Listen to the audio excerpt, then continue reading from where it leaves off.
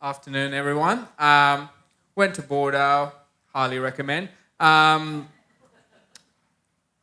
Primarily as a wine educator, so I've been working as a winemaker for a while, but it was the wine education that sort of really made me go and ask questions. So very curious because when you do teach about wine, suddenly the course material takes a backstage and you're just like a chat GPT for your audience. So just had to upgrade the hard drive.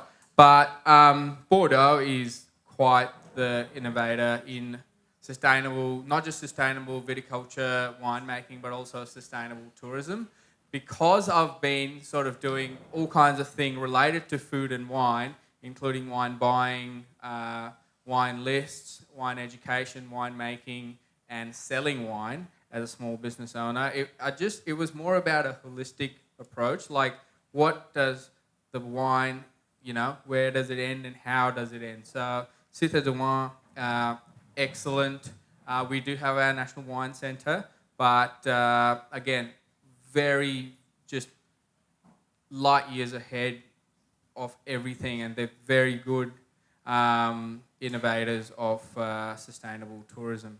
Met Catherine Le Parmentier, who is one of the founders of the Great Wine Capitals Network, and absolute force of nature. Learned a lot about the history of the Great Wine Capitals and also where it is going.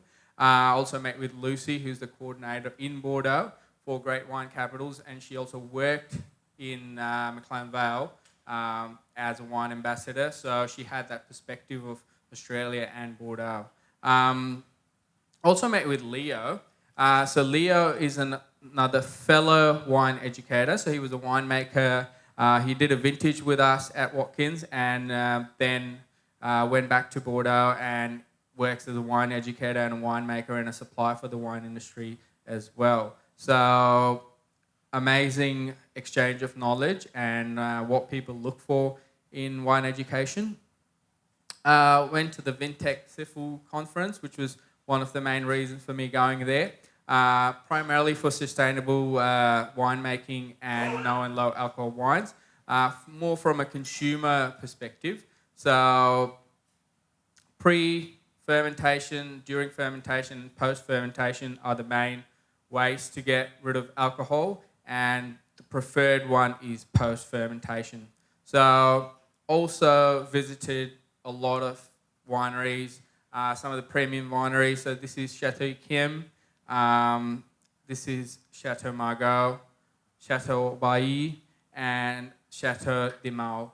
And they all have serious, like Chateau Margaux has a sustainability officer. Like, that is literally his job, to make sure the winery as sustainable as possible. So just absolutely gorgeous sort of, approach to sustainable winemaking and viticulture, and also sustainable tourism. So, and also made a lot of network connections. So if anyone wants to go do a vintage in Bordeaux, let us know.